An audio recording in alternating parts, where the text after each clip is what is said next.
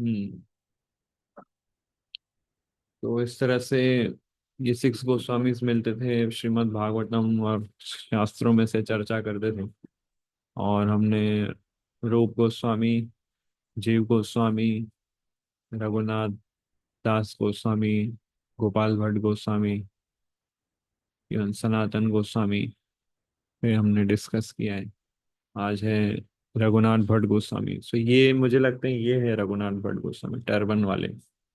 इस और इनका ये पोस्चर जिससे बैठे हैं ना, ये भागवतम, इनके स्पेशल गुण ये थे कि ये भागवतम और कीर्तन, ये दो चीज बहुत एक्सपर्टली करते थे। भागवतम, कीर्तन और कुकिंग, ये तीन में एक्सपर्ट थे रघुनाथ भट्ट गोस्वामी। और इनका सिंगिंग, कीर्तन आचार्य बोला जाता था इनको। सिंगिंग बहुत अच्छा रहता था इनका।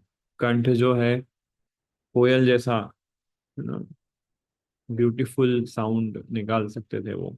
भागवतम के श्लोकों को अलग अलग ट्यून्स में गाते थे रघुनाथ भट्ट गोस्वामी। और एक्सट्रीमली हम्बल थे। सारे गोस्वामीज एक्सट्रीमली हम्बल थे। और तो आज हम रघुनाथ भट्ट गोस्वामी के विषय में पढ़ेंगे, समझेंगे। तो, हम्म। सो छह गोस्वामी से में से एक गोस्वामी है, और इन्होंने कोई बुक नहीं लिखा है, कोई शास्त्र नहीं लिखे इन्होंने। ये चैतन्य महाप्रभु ने उनको इंस्ट्रक्शन दिया था, आप भागवत पढ़ो, भागवत सुनाओ। ये मेन इंस्ट्रक्शन। और भागवतम पे ज्यादा इन्होंने फोकस किया था। कोई शास्त्र बुक नहीं लिखा, कोई विग्रह भी इन्होंने कोई डिस्कवर नहीं किए ना, कुछ ऐसा। पर ध्रुव गोस्वामी का जो राधा गोविंद विग्रह जो है, उनकी वर्शिप इन्होंने की थी 40 सालों तक। और जो सुंदर मंदिर हम देख रहे हैं वृंदावन में, राधा गोविंद मंदिर, वो इनके डिसाइपल ने बनाए हैं। रघुनाथ भट्ट गोस्वामी के डिसाइपल ने, क्योंकि वो रूप गोस्वामी को बहुत मानते थे, गोपाल रघुनाथ भट्ट गोस्वामी। और उनके डिसाइपल को इंस्पायर करके उन्होंने ये मंदिर बनाया भव्य। तो 1503 में इनका जन्म हुआ था। कुछ लोग बोलते हैं 1504, 1503। और इनका जन्म, कुछ लोग बोलते हैं वाराणसी में हुआ था, और कुछ लोग बोलते हैं कि इनका जन्म हुआ था बांग्लादेश, रामपुर गांव के अंदर, पद्मा नदी के किनारे। हाँ, तो दो व्यू है। क्योंकि इनके जो पिताजी थे वो पहले बांग्लादेश में रहते थे, और उनका नाम था तपन मिश्रा। तो अ, महाप्रभु जब 15-16 साल के थे तब की बात है ये, कि तब उन्होंने नवद्वीप में वो रहते थे, चैतन्य महाप्रभु। और वहाँ पर बहुत बड़े स्कॉलर थे, संस्कृत का स्कूल स्टार्ट किया था, विद्वान थे। और एक बार वो जाते हैं बांग्लादेश विजिट करने। तो ये कथा आती है चैतन्य चैतामृत में, आती है कथा आदि लीला के अंदर, 16 चैप्टर में। तो बांग्लादेश गए थे, तो जब वहां पर आए उन्होंने, वहां पर वो गए, तो वहां पे भी बहुत फेमस थे, बहुत प्रसिद्ध थे। और संस्कृत ग्रामर और लॉजिक, न्याय और व्याकरण को पढ़ाते थे स्टूडेंट्स को। और हजारों की संख्या में लोग आते थे उनसे पढ़ने। उस समय बहुत फेमस टीचर हुआ करते थे, पूरे भारत देश से इनके पास पढ़ने आते थे। तो जब वहाँ अपनी पढ़ाई वो सब, और वहाँ पर एक्चुअली उन्होंने फर्स्ट संकीर्तन आयोजित किया था बांग्लादेश के अंदर। तो जब वहां से वापस अपने घर नवद्वीप जा रहे थे, तो एक व्यक्ति जो बहुत ही सिंसियर था और उसको भगवान के विषय में जानना था, वो उनको अप्रोच करता है। उनका नाम होता है तपन मिश्रा। तो तपन मिश्रा जो थे वो उन्होंने बहुत सारे शास्त्र पढ़े हुए थे एक्चुअली। चैतन्य चैतामृत में ऐसा बताया है कि बहुत बहुत स्क्रिप्चर्स, बहुत सारे कमेंट्रीज, बहुत सारे इंस्ट्रक्शंस इतने पढ़ लिए थे ना कि उनके माइंड में सब कंफ्यूजन हो गया था तपन मिश्रा के, कि गोल क्या है एक्चुअली, लाइफ का गोल क्या है। इतने शास्त्र पढ़ने के बाद भी उनके माइंड में वो क्लैरिटी नहीं आती थी कि जीवन का लक्ष्य क्या है ना। इतने स्क्रिप्चर्स, इतने फिलोसॉफी पढ़ने सुनने के बाद उनके माइंड में कुछ भी क्लियर नहीं था। और तो इस तरह से जब वो बहुत कंफ्यूज हो गए और इतने डिस्टर्ब और इतने डिससेटिस्फाइड रहते थे, वो ये समझ गए थे जब तक मुझे मेरे जीवन का लक्ष्य नहीं पता चलेगा मेरा जीवन वेस्ट है। तो एकदम सिंसियरली भगवान को वो प्रार्थना करते थे, और इतना इंटेंसिटी के साथ प्रार्थना किया कि एक दिन रात को उनके सपने में एक ब्राह्मण आया, और वो उनको बोलता है कि आप निमाई पंडित के पास जाओ, वो आए हैं बांग्लादेश में, और वो निमाई पंडित स्वयं भगवान है, और तुम्हें वही सही राह दिखा सकते हैं। ऐसा सपना आया उनको। तो नेक्स्ट डे तपन मिश्रा फिर चैतन्य महाप्रभु मतलब निमाई पंडित से मिलते हैं। एक्चुअली सपने में उनको ये भी आ, बताया जाता है कि कहाँ पर मिलेंगे, कौन सी जगह पर मिलेंगे। तो वहां जाते हैं ये, और वहां पर निमाई पंडित स्टूडेंट से घिरे हुए थे। सीधा उनके पास जाते हैं, उनको प्रणाम करते हैं, उनके चरणों में दंडवत करके गिरते हैं, और डायरेक्ट रिक्वेस्ट करते हैं, और बोलते हैं कि मेरे जीवन का कोई वैल्यू नहीं है, मेरे पास कोई सेटिस्फेक्शन नहीं है, जब तक मैं ये नहीं समझूंगा मेरे जीवन का गोल क्या है, तब तक मैं अनसेटिस्फाइड रहूंगा, और मैं अपना लाइफ वेस्ट समझूंगा। प्लीज मुझे इंस्ट्रक्शन दो कि कैसे मैं उस गोल को समझूं और अचीव करूं। ऐसा चैतन्य महाप्रभु को बोलते हैं। और चैतन्य महाप्रभु और क्लियर एकदम सिंपल और क्लियर न तरीके से बोलते हैं कि जीवन का लक्ष्य है कृष्णा को प्रेम करना, और वो प्राप्त होता है कृष्णा की सेवा करके। मन, बुद्धि, वाणी, वचन से, शरीर से हमें कृष्णा की सेवा करनी है, और अल्टीमेटली कृष्णा प्रेम को प्राप्त करना है। ये हमारे जीवन का लक्ष्य है, और वो लक्ष्य प्राप्त होता है कृष्णा की सेवा करके। और कृष्णा की सेवा सबसे उत्तम तरीके से इस युग में होती है हरे कृष्णा महामंत्र जप करके। एकदम सिंपल और क्लियर तरीके से महाप्रभु ने उनको ये इंस्ट्रक्शन दिया, और बोला कि ये 16 अक्षर का महामंत्र है जो कली संतर उपनिषद में बताया गया है, और ये महामंत्र है, सबसे पावरफुल मंत्र है। पूरा हरे कृष्ण महामंत्र बोल के उनको बताते हैं। और चैतन्य महाप्रभु ने उनको बोला कि इस मंत्र का आप जाप करो। और इतना बोलने के बाद तपन मिश्रा उनके सरेंडर हो जाते हैं, और उनका कन्फ्यूजन वो महाप्रभु की शेल्टर लेते हैं, और उनको थोड़ा सेटिस्फेक्शन फील होता है। और फिर वो बोलते हैं कि मैं आपके साथ आना चाहता हूँ, आप जहाँ भी जाएंगे आपके साथ रहना चाहता हूँ। तो उनकी इच्छा थी कि वो भी भगवान के साथ नवद्वीप वापस जाएं। पर चैतन्य महाप्रभु ने उनको नवद्वीप में आने के लिए नहीं बोला। उन्होंने उन्होंने उनको बोला कि आप जाओ वाराणसी, वाराणसी जाने के लिए बोला। क्यों बोला, और क्या रीजन था उसके पीछे, तपन मिश्रा को समझ में नहीं आया। उस समय वाराणसी कैसा था, आ, सब मायावादी लोग रहते थे उधर।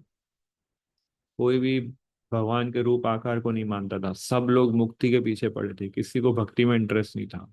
ऐसी जगह पर महाप्रभु बोल रहे हैं उनको जाने के लिए।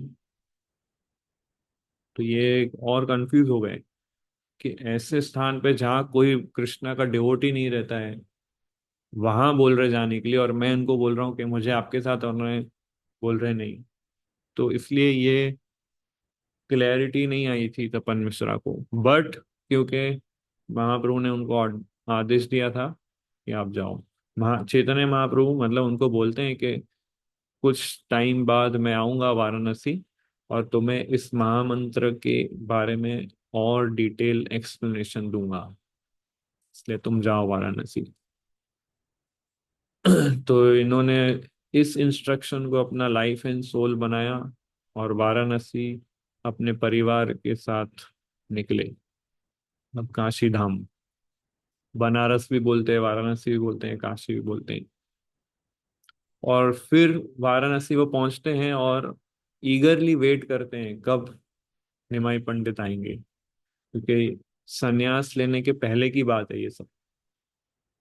अभी तक निमाई पंडित ने संन्यास नहीं लिया था, वो तो यूथ थे और 15-16 साल के थे और टीचर थे संस्कृत के। उस समय ये मीटिंग हुआ था और ये चले गए थे। और ये वहां पे फिर वेट कर रहे थे कि कब निमाई पंडित आएंगे, है ना। फिर कुछ सालों के बाद चैतन्य महाप्रभु संन्यास लेते हैं 1510 में। और फिर जगन्नाथपुरी में निवास स्थान करते हैं, क्योंकि उनकी माता ने उनको आदेश दिया था कि आप जगन्नाथपुरी में रहो, वृंदावन मत जाओ इतना दूर। जगन्नाथपुरी रहोगे तो मुझे आपका न्यूज़ मिलता रहेगा ना, आना जाना सब रहेगा। सो जगन्नाथपुरी में रहने के बाद कुछ महीनों बाद वो वृंदावन ट्रैवल करते हैं झारखंड फॉरेस्ट से। और वृंदावन जाते समय बीच में काशी आता है, तो वहां पर वो पहुंचते हैं। ठीक है, अब ये सन्यास के बाद का पूरा हो रहा है। वाराणसी पहुंचते हैं, वहां पर एक प्रसिद्ध घाट है जहाँ लोग स्नान करते हैं, मणिकर्णिका घाट, बहुत ही प्रसिद्ध घाट है। वहां पर ये हरिनाम संकीर्तन करते हैं चैतन्य महाप्रभु, जोर जोर से हरि बोल और हरे कृष्ण महामंत्र का कीर्तन करते हैं। उस समय तपन मिश्रा जो है घाट के उस तरफ पे स्नान कर रहे थे उधर। बहुत साल बीत गए थे वहां पर वो रह रहे थे। और तपन मिश्रा ने जब सुना कि ये हरि ध्वनि काशी में, वो सरप्राइज हो गए। बोला इतनी जोर जोर से हरि ध्वनि कौन उच्चारण कर रहा है, वो भी ये मायावादी जैसे स्थान पर जहाँ सब लोग मुक्ति के पीछे पागल है, वहां भक्ति कौन कर रहा है ऐसा जोर जोर से।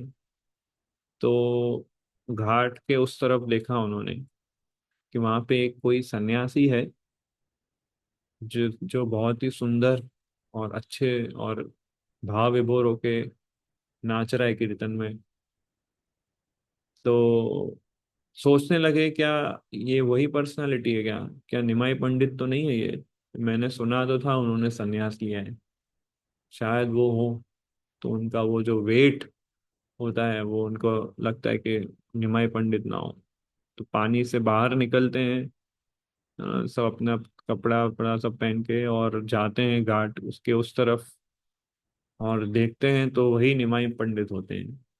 और जैसे उनको देखते हैं तुरंत उनको प्रणाम करते हैं, उनके हृदय में बहुत आनंदित हो जाता है कि उनका जो वेट है वो पूरा हुआ। इन्हीं का ही वेट कर रहे थे इतने सालों तक।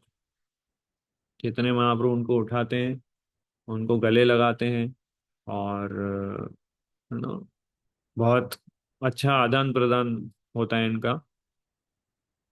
और फिर तपन मिश्रा इनको मतलब बहुत ऐसे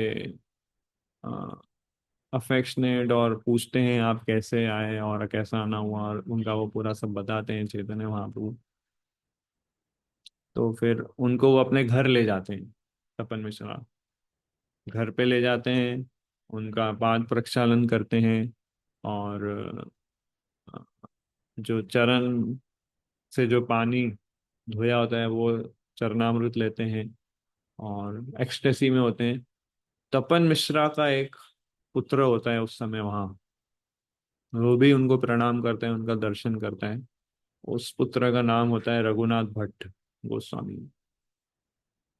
वहां पर सबसे पहले मुलाकात होती है रघुनाथ भट्ट की। तब बहुत छोटे बालक होते हैं वो, और 10-12 साल के लगभग। तो उनको गोद में उठाते हैं चैतन्य महाप्रभु, और उनको अफेक्शनेट प्रेम देते हैं। और तपन मिश्रा फिर कुकिंग का अरेंजमेंट करते हैं। चैतन्य महाप्रभु के एक और सर्वेंट साथ में होते हैं, उनका नाम होता है बलभद्र भट्टाचार्य। वो उनके ट्रैवलिंग सर्वेंट होते हैं, और वो महाप्रभु के लिए रसोई बनाते थे। तो तपन मिश्रा ने उनको किचन दे दिया था, बलभद्र कुकिंग करता था। उस समय काशी में जब थे चैतन्य महाप्रभु, तो चंद्रशेखर आचार्य करके एक भक्त थे, उनके घर पे रहते थे वो, और तपन मिश्रा के घर प्रसाद लेते थे। तपन मिश्रा के घर प्रसाद लेते थे, चंद्रशेखर आचार्य के घर पे रहते थे। चैतन्य महाप्रभु ने पूरा लाइफ ये एक रूल फॉलो किया है कि प्रसाद कहीं भी लेना है तो ब्राह्मण के घर लेना है। ये उनका रूल था, पूरा लाइफ उन्होंने फॉलो किया। और उस समय वो भी कास्ट वाला सिस्टम बहुत स्ट्रांग था। तो उनको पता था कि मैं सन्यासी हूँ, और मैं किसी ऐसे वैसे के यहाँ प्रसाद लूंगा तो लोग मुझे एक्सेप्ट नहीं करेंगे एज अ सन्यासी। इसलिए इस मैटर में वो थोड़े स्ट्रिक्ट थे। चंद्रशेखर आचार्य भी प्योर ड्यूटी थे, पर वो शूद्र कास्ट के थे। उस समय कास्टिज्म बहुत स्ट्रिक्टली लोग फॉलो करते थे। तो इसलिए चंद्रशेखर के घर पे वो प्रसाद नहीं लेते थे। रहते थे वहां पर, प्रसाद लेने तपन मिश्रा के घर जाते थे, और वो ब्राह्मण थे। एक्चुअली जो 6 गोस्वामी हैं, 6 गोस्वामी में से 2 गोस्वामी जो थे वो ब्राह्मण फैमिली से थे। बाकी 4 गोस्वामी मुस्लिम परिवार से थे। तो इसलिए फ्यूचर में ये 2 गोस्वामी ने ही दीक्षा दी थी, बाकी गोस्वामी लोग इतना दीक्षा नहीं देते थे, क्योंकि उस समय कास्टिज्म बहुत स्ट्रांग हुआ करता था। तो ये गोपाल भट्ट गोस्वामी और रघुनाथ भट्ट गोस्वामी, ये 2 ही लोगों ने आगे जाके फिर इनिशिएशन दिया आने वाले लोगों को। बाकी गोस्वामी ने बहुत 1, 2 या 3 डिसाइपल्स बनाए होंगे, इन दोनों ने सबसे ज्यादा डिसाइपल्स बनाए थे। तो तो रघुनाथ भट्ट फिर जब इनको इनके एसोसिएशन में आए, तो उनको बहुत अटेंटिवली उनका क्लास सुनते थे वहां पर, और उनका पैरों का मसाज करते थे। जब महाप्रभु घंटों घंटों तक कीर्तन करते थे, तो रघुनाथ भट्ट उनका मसाज करते थे, और मीनियल सर्विसेज करते थे उनके लिए। प्लेट अरेंज करना, उनकी प्रसाद के बाद उनकी डिश वॉश करना, उनका मसाज करना, और डांस करते थे तो रघुनाथ भट्ट उनके कपड़े, थोड़ा जो ऊपरी वस्त्र है वो संभालते थे। और ऐसे कई सारे मीनियल सर्विसेज रघुनाथ भट्ट ने किए। एक्चुअली जितने भी गोस्वामीज थे, चैतन्य महाप्रभु ने उन सभी गोस्वामीज को अपनी मीनियल सर्विस करने का अवसर दिया था। मीनियल सर्विसेज, ये सारे गोस्वामी सब बड़े बड़े स्कॉलर्स थे, और एकदम तुच्छ सेवाओं में महाप्रभु ने उनको लगाया। तो इसका अर्थ ये है कि जब तक हम अपने गुरु की तुच्छ सेवाएं नहीं करेंगे, तब तक हम भक्ति में प्रगति नहीं कर सकते। तो हमें humble menial service, menial servant बन के रहना है, और गुरु की इस तरह से वर्शिप करनी चाहिए, उस तरह से सर्विस करनी चाहिए। तभी वो अच्छा डिसाइपल, उसके ईगो उसका क्रश होगा, और वो हम्बल और सिंसियर और जेन्युइनली भगवान की भक्ति कर पाएगा। हार्ट प्योरीफाई होता है जब डिसाइपल गुरु की मीनियल सर्विस करता है, तो उससे हार्ट प्योरीफाई होती है। वो डिसाइपल अपने आप में बड़ा स्कॉलर होगा, बड़ा प्रीचर होगा, विद्वान पंडित होगा, अच्छे स्किल टैलेंट्स होंगे, बट ये सारे स्किल टैलेंट्स अचीवमेंट्स उसके लिए जीरो हो जाएगा अगर वो हम्बल, सिंसियर, मीनियल सर्वेंट बन के नहीं रहेगा। तो ये सारे गोस्वामी सब स्किलफुल थे, पर बहुत हम्बल भी थे, और महाप्रभु ने उनको मीनियल सर्विसेज में लगाया। फिर ऐसे कुछ फिर जब इस तरह से काशी में रहे, तो काशी में जो मायावाद सन्यासी के जो महान मतलब मेन लीडर थे, उनका नाम था प्रकाशानंद सरस्वती। उनको भी उन्होंने, उनके 10,000 शिष्य थे, मायावादी सन्यासी शिष्य। उन सभी 10,000 सन्यासी शिष्य को भक्ति में कन्वर्ट किया उन्होंने।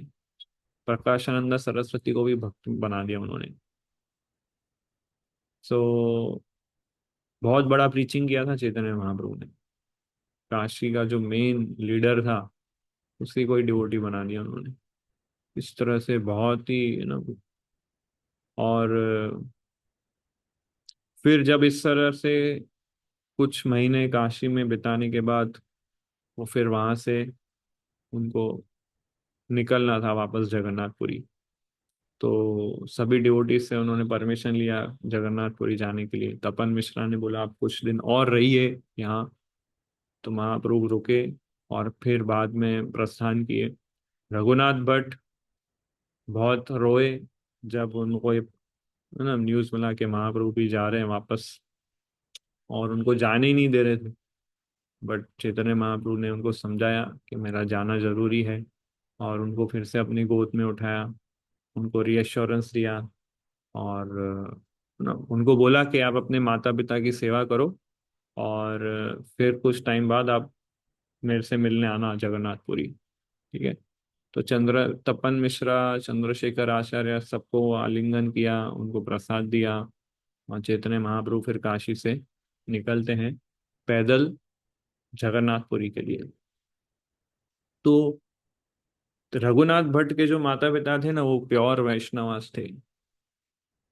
ऐसे ही गोपाल भट्ट गोस्वामी के माता पिता भी प्योर वैष्णवास थे। इन दोनों को फुल टाइम जुड़ना था।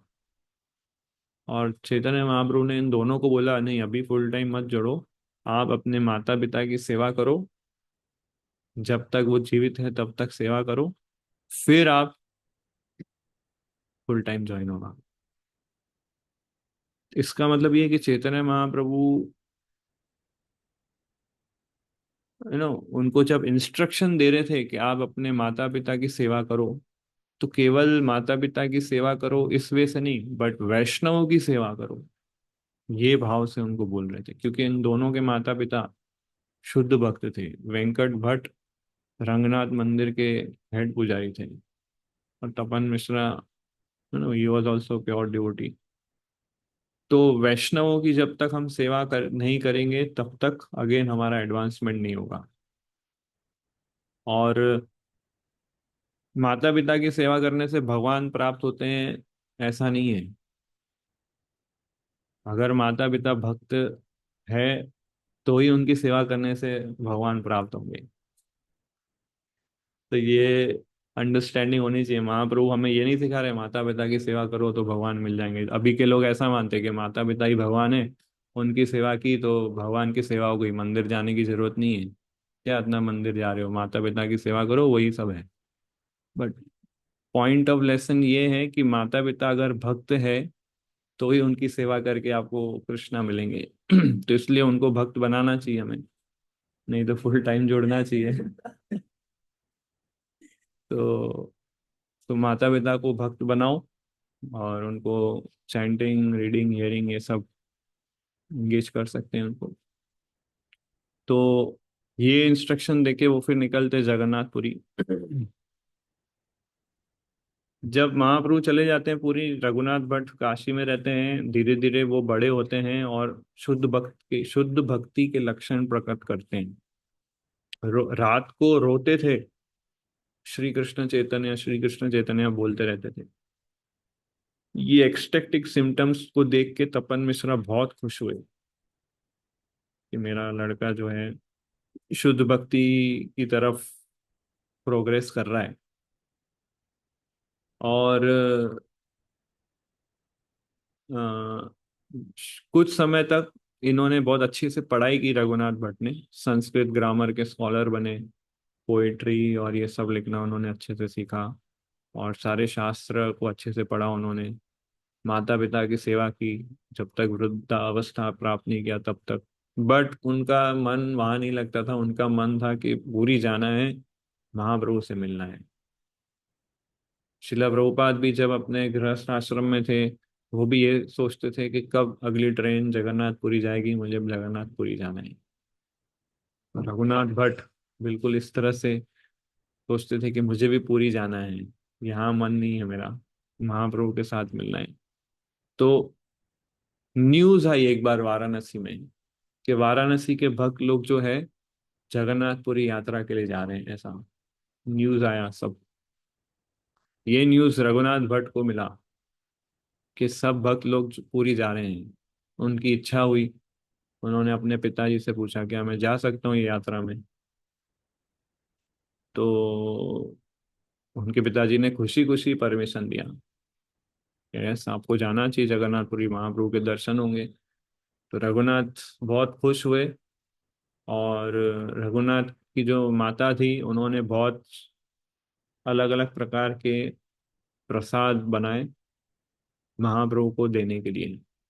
बहुत ही टेस्टी और स्वादिष्ट व्यंजन बनाया और उसको अच्छे से पैक करके रघुनाथ को दिया और बोला ये चैतन्य महाप्रभु के लिए प्रसाद है, इनको उनको आप देना।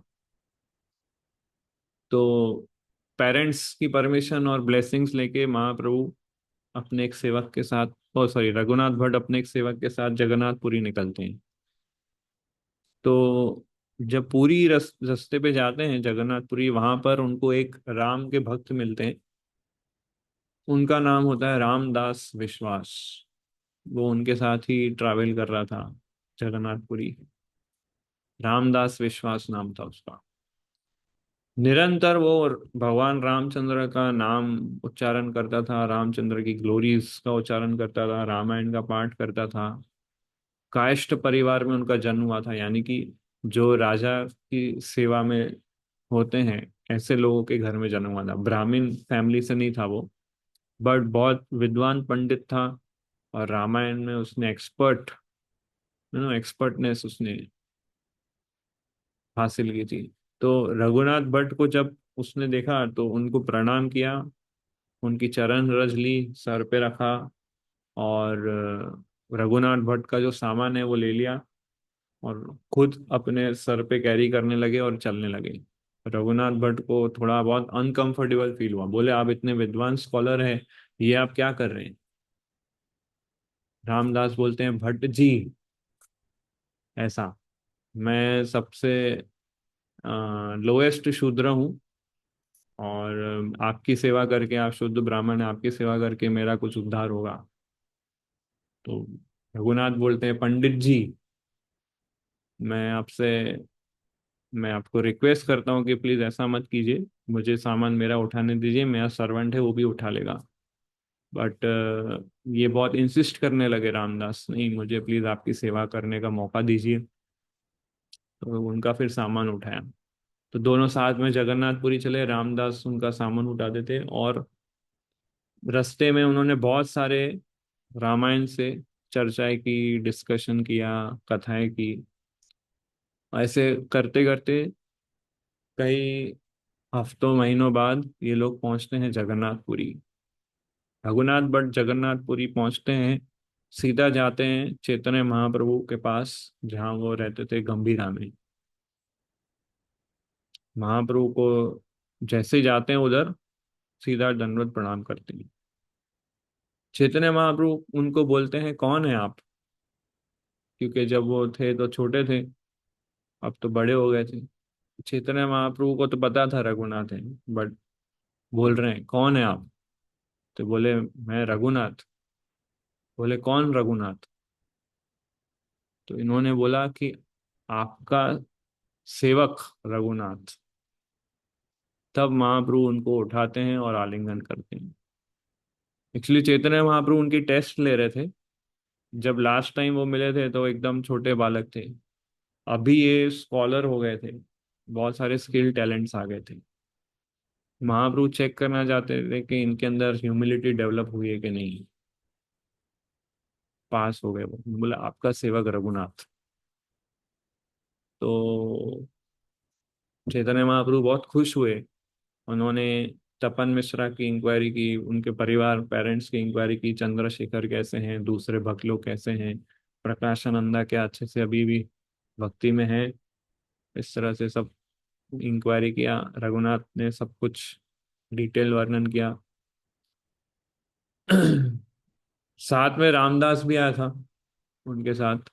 रामदास ने जब महाप्रभु का दर्शन किया, प्रणाम किया उनको, तो चैतन्य महाप्रभु ने उसको कुछ ज्यादा भाव नहीं दिया, ज्यादा अटेंशन नहीं दिया उसको, कोई स्पेशल मर्सी नहीं दी उसको। रामदास विश्वास जो है निरंतर राम का नाम जप करता था, रामायण लीला पढ़ता था, फेमस था, संतो समाज में उसका नाम था कि ये राम जी के भक्त हैं। बट चैतन्य महाप्रभु ने उनको कोई भाव नहीं दिया। इसका रीजन है, कविराज गोस्वामी बताते हैं, कृष्ण हमारे सबसे, हमारे अंदर जो डीप डिजायर है ना, उसको भी जानते हैं। रामदास विश्वास भले कृष्णा का भक्त था, कृष्णा का डिवोटी था, पर मायावादी था वो उसका अल्टीमेट गोल था कि उसको भी राम बनना है, उसको भी भगवान में लीन होना है। तो ये चैतन्य महाप्रभु जानते थे, बाकी लोग नहीं जानते थे, रघुनाथ भट्ट भी नहीं समझ पाए। तो भगवान हमारे भक्ति का, नो, हमारे अंदर क्या चल रहा है वो देखते हैं, एक्सटर्नली हम कैसे हैं उनका कुछ वो लेना देना नहीं है। हमारे हृदय के अंदर क्या है वो देखते हैं, है ना। हमारा मोटिवेशन क्या है, हमारा डेडिकेशन क्या है, हमारी ह्यूमिलिटी क्या है, हमारी सिंसियरिटी क्या है, इस बेसिस पे जज होता है। कृष्ण हमको इस बेसिस से जज करते हैं और मर्सी देते हैं। हम बड़ा शो बना सकते हैं कि हम बड़े भक्त बन गए हैं और हमारे पास अच्छा स्किल है।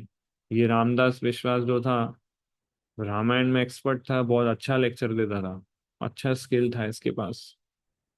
और रघुनाथ भट्ट की मीनियल सर्विस भी की इसने। तो एक्सटर्नल तौर पे उसने सब सक्सेस प्राप्त कर ली थी, बट महाप्रभु ने उसको कोई मर्सी नहीं दी। कृष्णा अट्रैक्ट होते हैं हमारी ह्यूमिलिटी से, हमारे स्किल्स और टैलेंट से कृष्णा अट्रैक्ट नहीं होते कभी भी।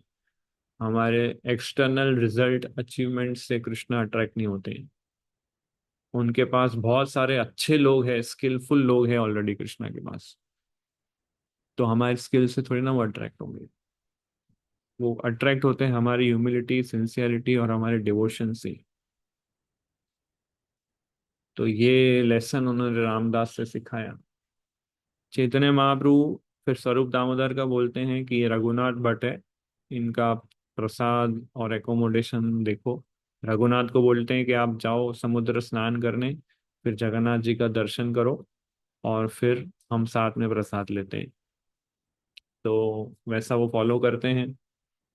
समुद्र स्नान करके, जगन्नाथ जी का दर्शन करके, फिर से चैतन्य महाप्रभु गंभीरा में आप पहुंचते हैं।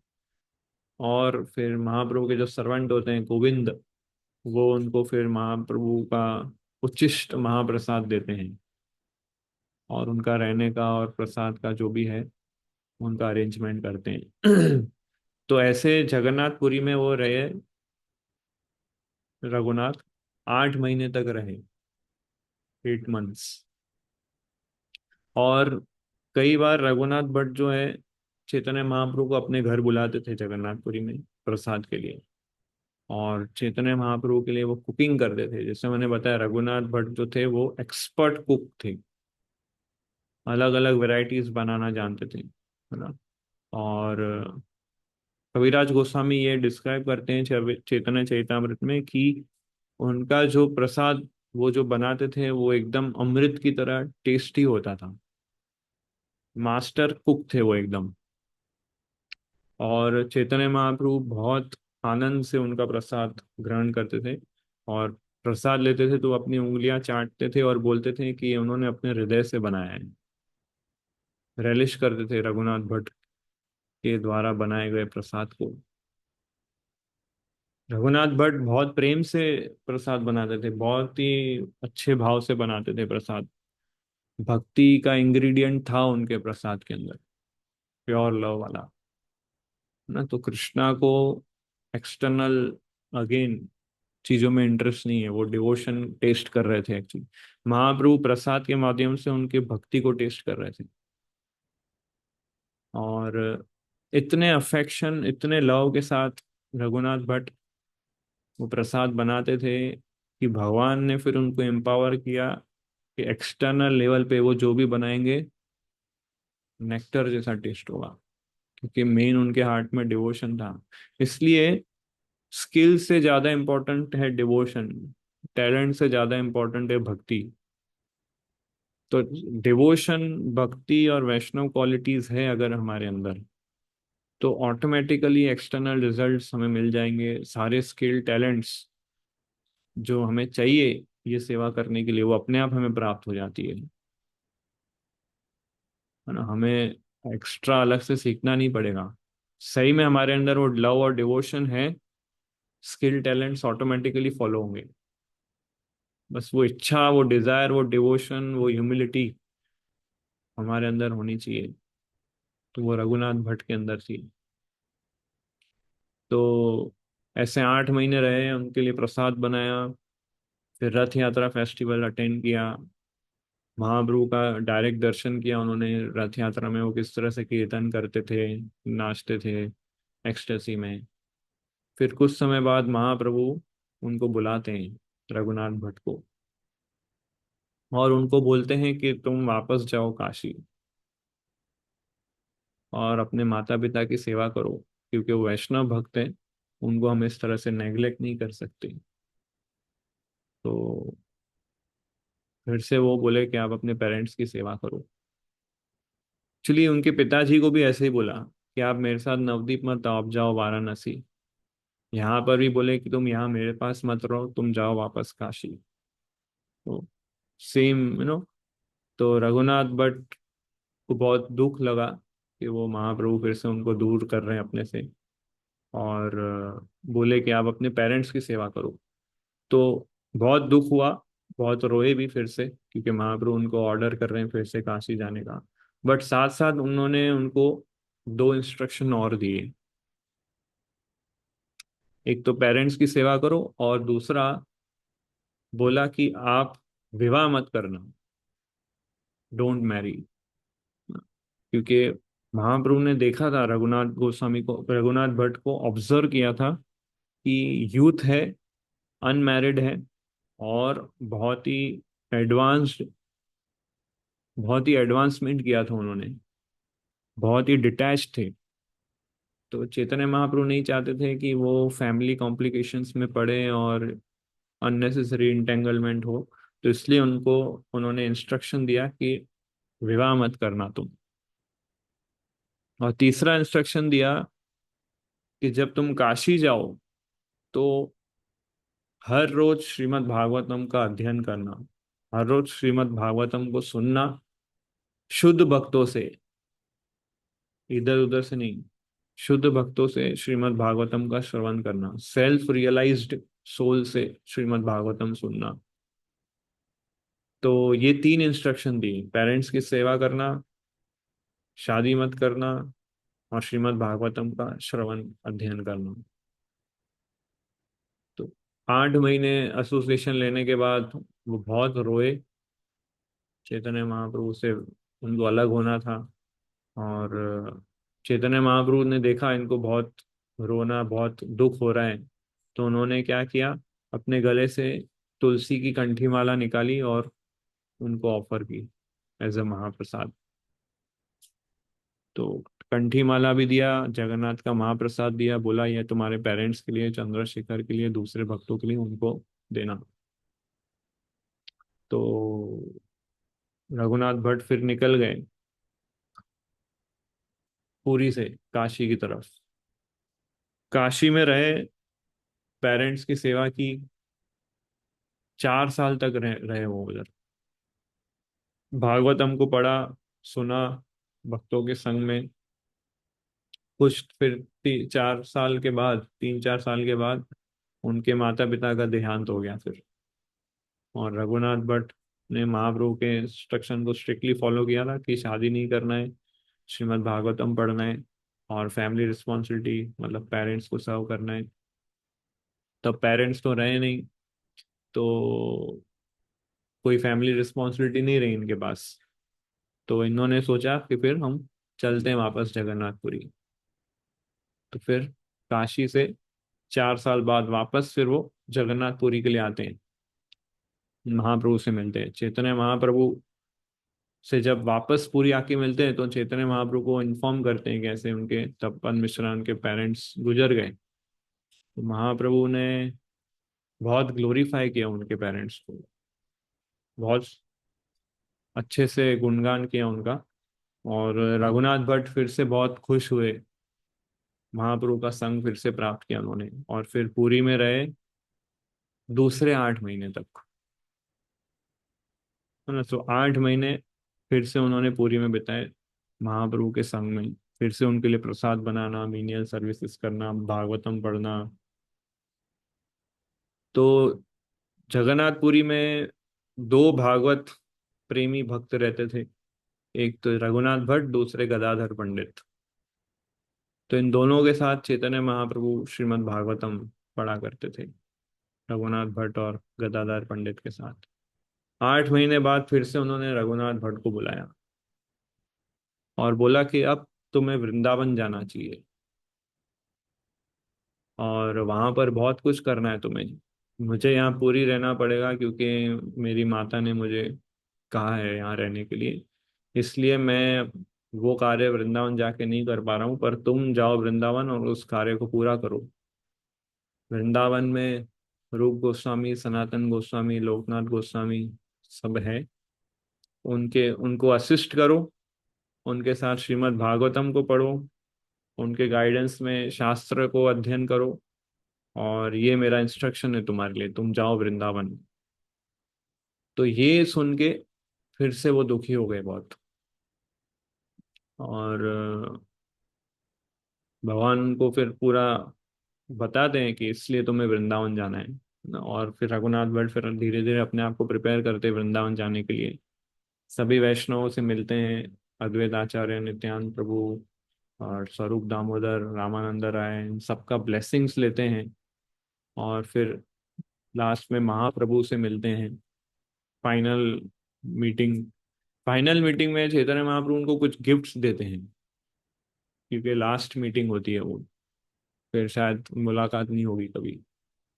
तो उस गिफ्ट में वो जगन्नाथ का महाप्रसाद देते हैं, एक तुलसी गार्लैंड देते हैं, तुलसी की माला देते हैं, और जगन्नाथ जी को ऑफर किया गया हुआ बीटल नट यानी कि पान, वो देते हैं।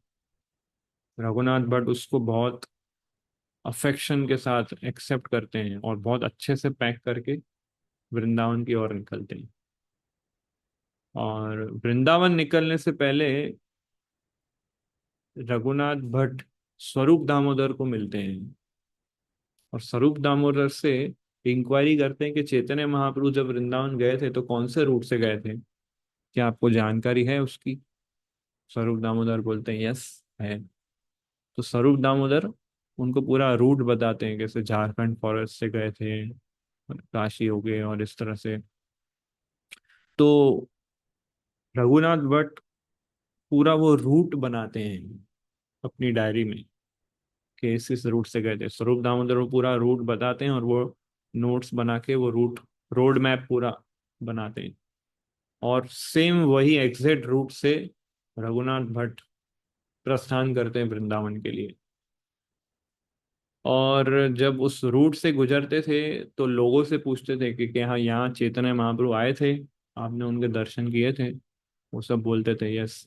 फिर वहाँ के लोग उनको कथा सुनाते थे कि महाप्रभु जब यहाँ आए थे तो उन्होंने इस प्रकार से लीला की, ये किया उन्होंने, झारखंड के जंगलों से गुजरे थे, बलभद्र भट्टाचार्य के साथ वो ट्रैवल कर रहे थे, और सारी पास टाइम्स और ग्लोरीज सुनते सुनते उन्होंने पूरा वो रूट कवर किया। जहाँ जहाँ जाते थे वहाँ वहाँ के लोगों से वो मिलते थे और बोलते थे क्या महाप्रभु यहाँ आए थे, उन्होंने क्या लीला की, आप बता सकते हैं।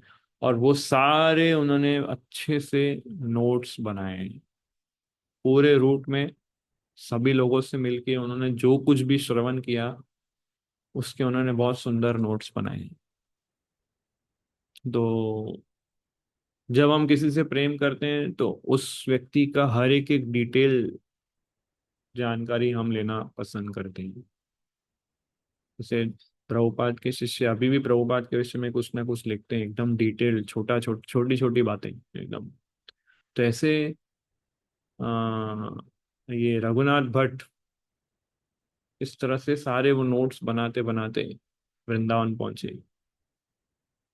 फिर ऐसे करते जब वो वृंदावन पहुंचे, रूप सनातन उनको देख के बहुत खुश होते हैं, बहुत अफेक्शनेट उनको आलिंगन करते हैं। और उस समय सब रूप गोस्वामी, सनातन गोस्वामी और लोकनाथ गोस्वामी, भूगर गोस्वामी, ये सब वहाँ देख के उनको बहुत खुश हुए। और 6 गोस्वामी से एक गोस्वामी का दर्जा उनको मिलता है। उनके कंपनी में वो हरे कृष्ण मंत्र जप करते थे, श्रीमद् भागवतम को रिसाइट करते थे। और कोयल जैसी सुंदर मधुर कंठ था उनका। श्रीमद् भागवतम के श्लोकों को अलग अलग ट्यून्स में वो, अलग अलग मेलोडीज में वो गाते थे। और वो सुनते थे जब लोग, तो बहुत खुश होते थे, है ना। और कई बार भागवतम पढ़ के उनके आंखों में आंसू आते थे, और फिर आगे पढ़ नहीं पाते थे भागवतम को, उनको रखना पड़ता था साइड में। और बहुत अच्छा कुकिंग करते थे गोस्वामी, इसके लिए वो कुकिंग किया उन्होंने। और रूप गोस्वामी के जो डीटीज थे, राधा गोविंद जी, उनके लिए भी वो कुकिंग करते थे, उनके डीटीज के लिए। तो वो रूप गोस्वामी के जो डीटी थे, उनका उनके प्रति डेडिकेशन और सरेंडर था। और उनकी उन्होंने इस तरह से 40 इयर्स तक सेवाएं की। और जैसे मैंने बताया कि राधा गोविंद जी का जो भी सुंदर मंदिर जो हम देख रहे हैं, रेड मार्बल, रेड स्टोन का जो था, वो रघुनाथ भट्ट गोस्वामी ने एक शिष्य को प्रेरणा देके उनके हाथों से बनवाया था। और वो अभी भी सबसे one of the best temple है नॉर्थ इंडिया में। और उस समय तो राधा गोविंद टेम्पल 7 फ्लोर का था, बहुत ही सुंदर बनाया था। पर फिर औरंगजेब, जैसे हम जानते हैं, उन्होंने फिर इस मंदिर को तोड़ दिया, ये सोच के कि हिंदू मंदिर इतना सुंदर क्यों है मेरे राज्य में। तो ये देख के उन्होंने उस मंदिर के ऊपर के 3 या 4 माले तोड़वा दिए।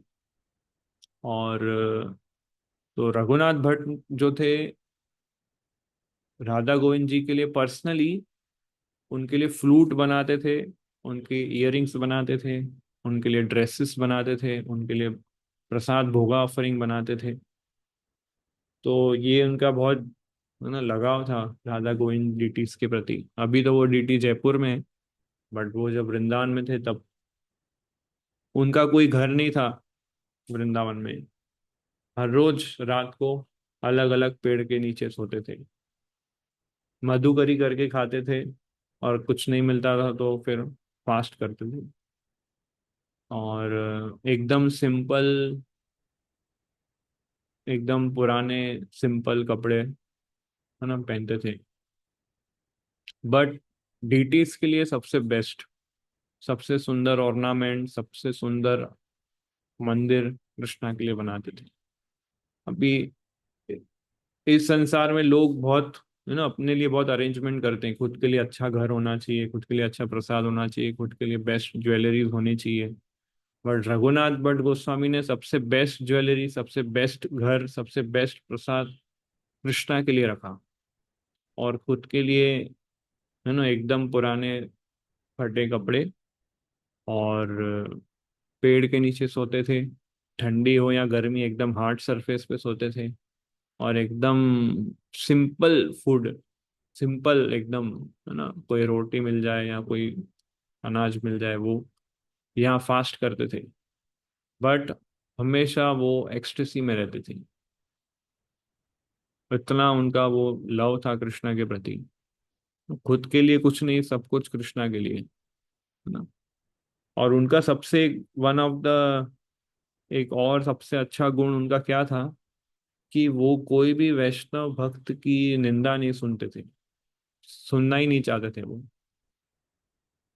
कभी किसी की निंदा नहीं सुनी उन्होंने। अगर कोई आके किसी वैष्णव का, उनको कोई मिस्टेक या कोई फॉल्ट बताता था, तो वहां से वो तुरंत निकल जाते थे, सुनते ही नहीं थे उनकी। वो ये सोचते थे मुझे सिर्फ इतना पता है कि ये कृष्णा का डिवोटी है, और मुझे बस उतना ही जानना है उसके बारे में, और कुछ नहीं। ये कृष्णा का डिवोटी है, बस इतना ही मुझे उसके लिए इन्फॉर्मेशन चाहिए, और कुछ नहीं चाहिए जानना है। तो इस तरह से हमेशा दूसरों के अंदर अच्छा देखते थे, और बुरा देखना ही नहीं आता था उनको। और हमेशा एक्सटेसी में रहते थे। भागवतम पढ़ के बहुत कई बार उनके आंखों से आंसू निकलते थे। तो पेज के ऊपर जो भागवतम की जो प्रिंट होती थी, वो क्या बोलते हैं, वो प्रिंट खराब हो जाती थी, क्योंकि वो गीला हो जाता था पेजेस। तो कई बार फिर आगे पढ़ नहीं पाते थे वो। तो इस तरह से भागवतम को बहुत रेलिश किया उन्होंने, छह गोस्वामियों के एसोसिएशन में रह के। फिर बाद में वो वृंदावन में ही रहे, फिर वापस कभी वापस पुरी नहीं गए, ना काशी गए, ना कहीं गए, वो फिर वहाँ वृंदावन में ही रहे। और 1580 या 79 या 80 के आसपास डिसअपियर होते हैं वो। तो डिसअपियर होते समय हरि नाम जप कर रहे थे, श्रीमद् भागवतम को उन्होंने अपने चेस्ट पे रखा था, गले में तुलसी का हार पहना था, और कंठी माला भी पहनी थी, और हाथ में वही बीटल नट था जो चैतन्य महाप्रभु ने उनको गिफ्ट किया था। और ऐसी अवस्था में वो भक्तों के संग में रह के वो स्पिरिचुअल वर्ल्ड में जाते हैं। उनकी समाधि राधा कुंड में ही है। अभी हम लोग जाएंगे राधा कुंड में। तो राधा कुंड में तीन गोस्वामियों की समाधि एक साथ बनी हुई है। रघुनाथ दास गोस्वामी, रघुनाथ भट्ट गोस्वामी, और कृष्णदास कविराज गोस्वामी। तीनों की समाधि राधा कुंड में, तीन समाधि मंदिर बोलते हैं उसको वहाँ। तो 15 अक्टूबर इस साल के ये तीनों का डिसअपियरेंस एक ही दिन पे होता है, अलग अलग सालों में। रघुनाथ भट्ट, रघुनाथ दास, और कृष्णदास कविराज गोस्वामी। इसलिए तीनों का फिर साथ में समाधि बनता है, तीन समाधि मंदिर। राधा कुंड के तट पर ही है वो तीन गोस्वामी। सो ये था रघुनाथ भट्ट गोस्वामी के विषय में। इतना ही इंफॉर्मेशन है रघुनाथ भट्ट के विषय में, ज्यादा कहीं वर्णन नहीं दिया गया है। तो जितना मुझे पता था या मैंने पढ़ा, वो इतना ही हमें डिस्क्रिप्शन है रघुनाथ भट्ट के विषय में। चेतना ही चेतामृत में भी इतना ज्यादा डिटेल नहीं है। तपन मिश्रा के बारे में कुछ है, थोड़ा रघुनाथ भट्ट के विषय में है। बाकी तो कुछ भक्ति रत्नाकर से पॉइंट्स लिए थे। सो ये है, that's all about Raghunath Bhatt Goswami, है ना। तो किसी का कोई क्वेश्चन रघुनाथ भट्ट?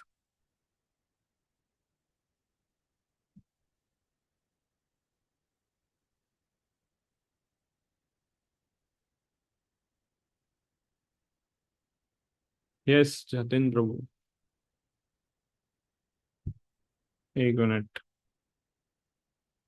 हाँ अभी अनम्यूट हो सकते हैं। हरे कृष्णा प्रभु, दंडवत प्रणाम। हरे कृष्णा। प्रभु मैं थोड़ा, आई एम सॉरी, थोड़ा क्लास से 5 मिनट लेट हो गया था मैं। प्रभु शुरुआत में कुछ ऐसा सीन था क्या कि इन दोनों में कुछ रिलेशन था, रघुनाथ भट्ट गोस्वामी और रघुनाथ गोस्वामी जी में? नहीं, कोई रिलेशन नहीं था, बस दोनों गोस्वामी थे छह गोस्वामियों में। ओके, क्योंकि प्रभु उनकी समाधि एक साथ है, दोनों राधा कुंड के पास में ही, और तो थोड़ा बहुत कोरिलेशन लगा। मतलब वृंदावन में जब मिले तो साथ में रहते थे ये लोग, छह के छह, तब रिलेशन बना था, ऐसा बोल। अरे प्रभु। हम्म। ओके, नहीं प्रभु, थैंक यू प्रभु। हरे कृष्णा। yes, और क्वेश्चंस?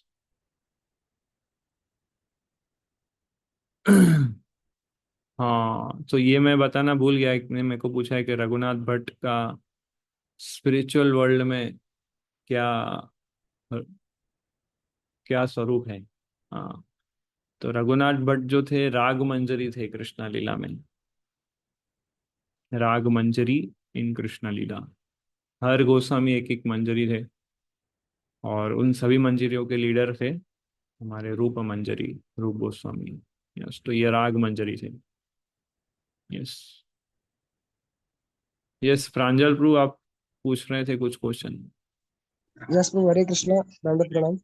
यस प्रभु। तो जो आज का आपने मतलब जो भी उनके विषय में बताया, बहुत ही मतलब जानने को मिला बहुत कुछ, जो कि पहले आपने मतलब ज्यादा इस पर डिस्कशन नहीं किया है। तो हम्म। बहुत ही अच्छा और बहुत ही नॉलेजेबल लगा। और मतलब मेरा क्वेश्चन बेसिकली ये है कि आपने बताया था कि चैतन्य महाप्रभु जी ने 3 इंस्ट्रक्शन दिए थे। तो हम्म। जिसमें पहला था कि अपने पेरेंट्स की सेवा करना, दूसरा कि शादी मत करना, और तीसरा प्रभु आपने मतलब क्या बताया था वो? तीसरा श्रीमद् भागवतम का श्रवण करना भक्तों के संग में। यस यस यस, धन्यवाद प्रभु, बस यही था। यस। तो भागवतम मैन थे ये चैतन्य महाप्रभु के। कीर्तन बहुत अच्छा करते थे रघुनाथ भट्ट। 6 गोस्वामी में सबसे कम इंफॉर्मेशन जो है हमारे पास वो है इनका है, रघुनाथ भट्ट का। इसलिए ज्यादा इंफॉर्मेशन इनके द्वारा प्राप्त नहीं की गई है। ना इन्होंने कोई बुक लिखा है, ना कोई डीटी मिला इनको। तो एकदम उस तरह से रहे ये। यस।